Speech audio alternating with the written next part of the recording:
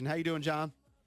Good. How about yourself? Appreciate you guys having me on. Thanks, Doing buddy. okay. Doing all right? What's the trip like out to Seattle, and is it a different week when you make that long of a trip? It definitely is. I mean, it's definitely a long trip. You go out there on a Friday instead of a Saturday. You got to be more in business mode earlier on in the week as far as your preparation, for the game. Normally on a Friday is date night for me to relax and hang out at my own house. But on this Friday, when you're going across the country, you're in a new city, in a new hotel. So it's a little bit different, but at the end of the day, it's not too bad. What was the team's preparation like? Because after you guys got the win, we talked about this last week. You had kind of that crazy locker room scene, and everybody went wild when Ron said Victory Tuesday, and you were off until Wednesday. So what was it like preparation-wise for the team? To be honest, most guys still went in there on that off day on the Tuesday. We just didn't formally meet, as a team. So for most guys, it was just a normal week. Went in there, worked out on Monday and Tuesday, and then Wednesday was our game plan and for the run, and Thursday was for pass, and then Friday was, going through everything, and then Saturday was walking. So it was a pretty normal week compared to every other week, to be honest. On the flight, are you a book guy? Are you an iPad movie guy? What is the move? Especially I'm guessing that's a 6+ hour flight out to Seattle. Oh yeah, no, I'm definitely an iPad movie guy for sure. What did you watch on the way out? Anything recent? Anything current? So on the way out, actually, we slept the entire time. On the way back, Brother in arms. Yeah. Yeah, I watched The Flash and Aquaman. So, Big superhero guy. Look at that. Oh, Like get the game off your mind? Oh yeah, definitely. It was a long flight. Our plane had a little bit of issues, so we sat at the airport for like 2.5 hours before we left too. So that adds insult to injury. Hold on. So you're on the plane for 2.5 hours while there's an issue, or you're in still in the terminal? We were on the bus for an hour and a half, and then we were on the plane for another about hour to hour 15. Oh, Jesus. Who do you sit next to on the plane? Do you have kind of regular seating? So I sit beside Payne and in front of Kendall Fuller. All right. Hanging out with the defense. Here, this is going to sound like a jerk question, but it's something that we were talking I'm glad you about. framed it like that. I'll be honest, but it's a snarky question, but Eric Bieniemy is the associate head coach of the team. And we wanted to know if he's involved with the defense at all. No, not too much. I mean, he spends most of his time on the offense. So, I mean, unless he's doing things behind the scene that I'm not seeing, he doesn't really spend too much time with the defense. No. Right. All right, so just talk about the game and just sort of the frustration level for you guys. I mean, it's kind of a back-and-forth game. I know at the end of the day, probably gave up a little more yardage than you wanted at times. But, we got an opportunity to make a stop, send it into overtime, and we couldn't get it done. What happened down the stretch? What are just sort of your overall evaluation of it? I thought first half we played really good. I think we started the second half really good. Then they got that 75-yard little dump pass that they took off. We got to be better at limiting explosive, and that's kind of been the thing all season. Like, we played good because even though they had all that yards, whenever they would get down into the red zone, we were able to get them off the field and make them kick field goals. And as a defense, if you can do that, that's a win. Right. So it was just limiting explosives in the game. We, played undisciplined, committed penalties at extended drives, and I mean, it was tough. It was hard for me to give exactly what happened because I haven't watched the film on it just yet. Mm-hmm. What was it like for you, like sort of in the trenches? Did you feel like you were close to making even more plays? Yeah, I always kind of feel that way. I feel like I had a decent game against my guard. I was able to, get some pressure on Geno Smith. Obviously, I wish I could have brought him down a couple of times, but we were able to force intentional grounding, get some holding calls, kind of make them uncomfortable. So I feel like we played pretty good, but not good enough to win. That's really all that matters. So, John, back-to-back weeks of questionable calls against Commanders defensive players, the Forbes ejection this week, the KJ Henry play in the Pats game. Are you guys, looking around like what are the refs going to call against us next? Like, how are the refs going to bone us in this game? Like the Forbes hit, okay, it was there was helmet to helmet, but didn't seem like it warranted an ejection. Is that in your mindset that the refs are They're just looking for something to call in these games. No, I try really hard to stay away from blaming the refs because then that's an easy way out from accepting accountability for what me as a player and us as a team can do to be better. But looking at that play with Emanuel Forbes, I mean, I feel like seeing a guy get ejected is something you only see if it's like maliciously, like clearly he was not making a football play trying to hurt a guy, like a play that does not belong in the game. And when I look at the Emanuel Forbes play, I was very confused how they just decided to eject him. I don't know. The whole thing was a little bit confusing to me. I don't try to focus on what the refs are doing with calls. But the ejection part was a little bit bizarre to me. I've never seen a player get ejected for that.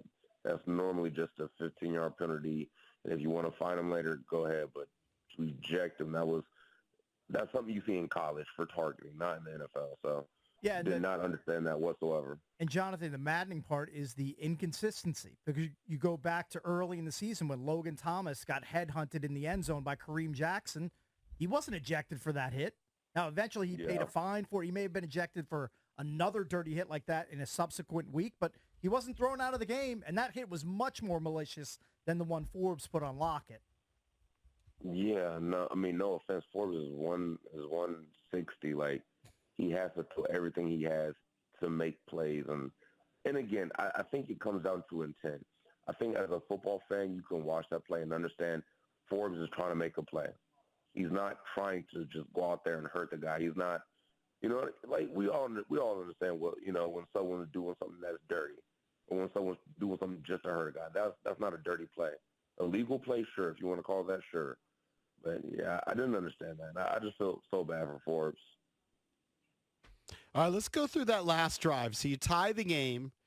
They get the ball back with 52 seconds left on the 25-yard line. It really comes down to two plays, right? 3rd and 4 at the Seattle 31. Geno hits DK Metcalf for 17 yards. And then later, right before the field goal, 24 seconds left at 2nd and 10, hits DK for 27 yards. Do you remember the defensive calls? And the second one, if you watch the film, Obata was inches away from deflecting the pass. Did you feel like you were close? Let's just talk about your job. I know you can never really talk about the back end, but what was the call there? Did you feel like you could get close to Geno to provide pressure? The first one we had a blitz, so I was able to get pretty close and was able to get the ball out really, really quickly. The second one, I'll be honest, I have no idea what we called. I really don't remember it. I remember I got the slide that play, I'm pretty sure, so I made the inside move to try to balance the rush lane. And, I mean, again, I wasn't seeing behind me, so I have no idea what was going on back there. But they made the play and we didn't. That's essentially what it comes down to. Hey, Jonathan, have you guys blitzed more in the last 2 weeks since you guys traded or moved on, from Chase and Montez? I assumed that would happen, and I saw some yesterday, but maybe not as much as I had anticipated. I think we definitely have blitzed a little bit more. That being said, I think Casey and F.A. and James have been playing phenomenal. But as far as like how much more we're blitzing than what we have been, yeah, that's really hard for me to say without looking at the analytics behind it, just to be honest with you. Why do you say they've been playing phenomenal? I take your word for it, but from the outside looking in, it doesn't seem like we're able to get as much pressure as we have in the past. Yeah, no, I see how you could say that, but if you go back and look at that Patriots game, look at how quickly Mac Jones is getting it out.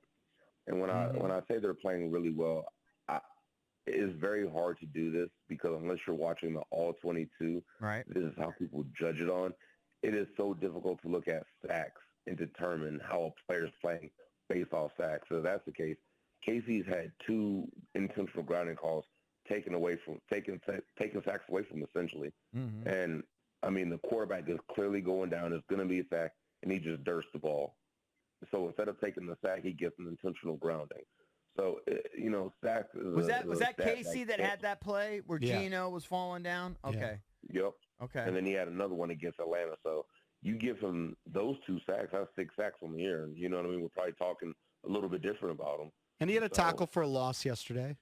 Exactly. So it's hard to judge an end or a tackle or a D-line solely off of sacks because there's so much more that goes into it. And I feel like sacks are a situational stat. Now, again, I'm not trying to say they don't tell how a guy's playing. But that's not the only information you can go off, to determine how a guy's playing. No, you got to look at it all. Like nowadays, pressures are tracked. I don't know how they determine a pressure. And for example, on Thursday night, your former teammate Montez Sweat had 8 pressures. And so the people from Chicago were saying he's making an impact, but he did not have a sack. Oh, he just dropped him somehow. He just dropped off the line. He'll He's call calling right back. Yeah. I don't know where Tuhill falls on the pressure now. Ask him again. Well, John, you there, bud? Yeah, I'm here. I was just pointing out that, in the Bears game, which was Thursday night, Montez Sweat was credited with 8 pressures. He didn't have a sack. But I was looking at the stories from the Chicago media, and they were thrilled by Montez's play in that game. Yeah, exactly.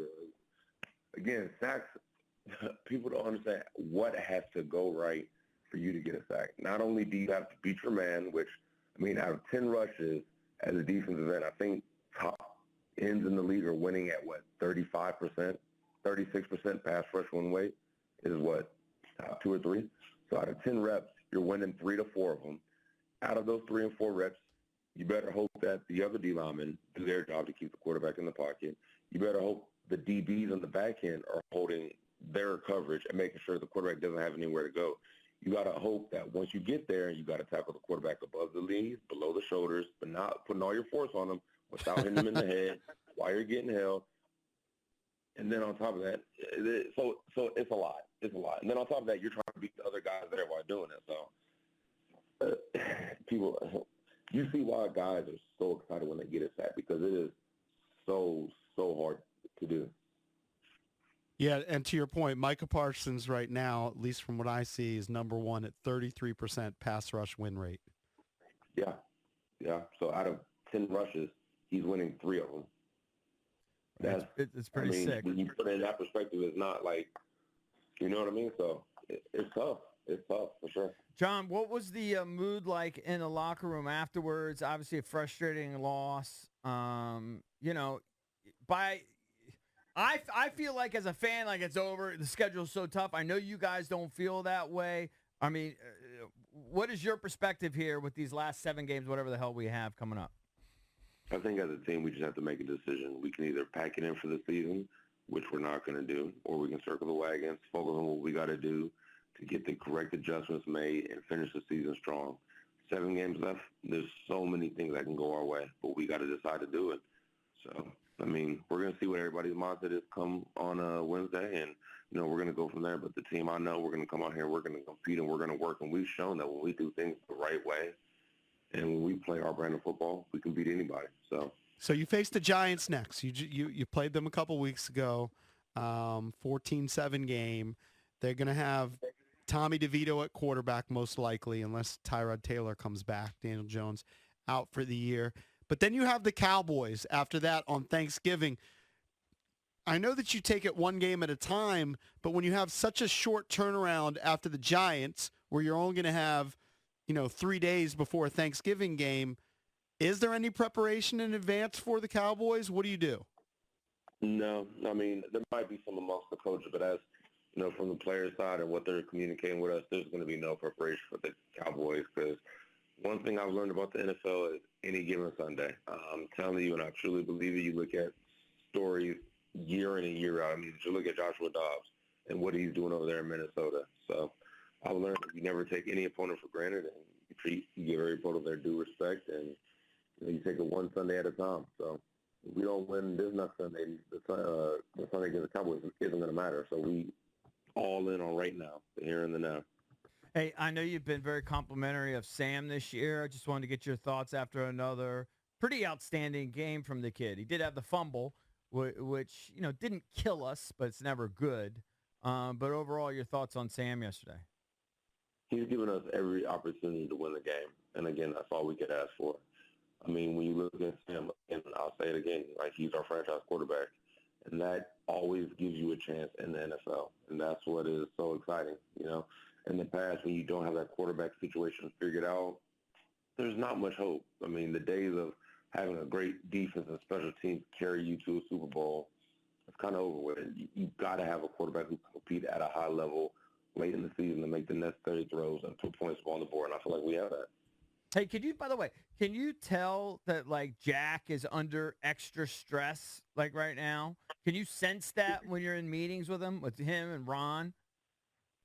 No, I want to say that because at the end of the day, I feel like we're all under stress. I mean, yes, he's the defensive coach, so he's going to take the brunt of the scrutiny, but at the end of the day, like, my brand is being displayed every Sunday on that defense, so I take great pride in what we do.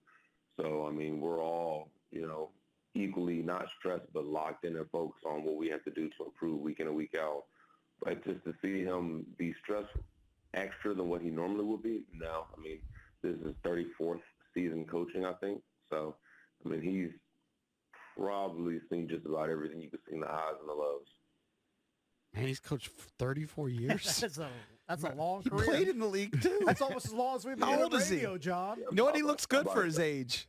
I'm about to say maybe coaching and playing 34 years, something like that. Yeah. I was going to say, is he 70? John, He's 60. When Jack sits down with you guys week after week, is it kind of a reiteration of the same things, or like what's that like? You've been with him for years now. Does he bring new wrinkles, or is it just fundamentals pretty much like every week? I mean, you always got to start off with the fundamentals, but we're definitely incorporating new things. But I'm not a big fan of just blaming coach. I feel like that's an easy way out. I feel like the way our defense has been performing has been an issue that we all have a hand in. You know what I mean? Coaches and players equally. So there's times where Coach Del Rio could be better. There's a lot of times where us as players can be better and execute the call. So, obviously as a defensive coordinator, he's going to take most of the blame from the public. But as players, we have to understand that we're not holding our end of the bargain up either. Right. All right, John. Hey, tough week, but I guess another shot to try to get back in the mix here and get a dub this week. We'll talk to you on Monday. Sweet, sounds good. Appreciate you guys. Yep. All right, Enjoy thank your you, week. buddy. Thank you. Did you see the slow motion replay, though, of the last pass to DK and how close Obata was to deflecting it? Saw it about 20 times. Yeah. So close. Yeah. I know, but I don't get caught up in it. I mean, didn't get it. I mean, And I know pass deflections are pretty rare anyway.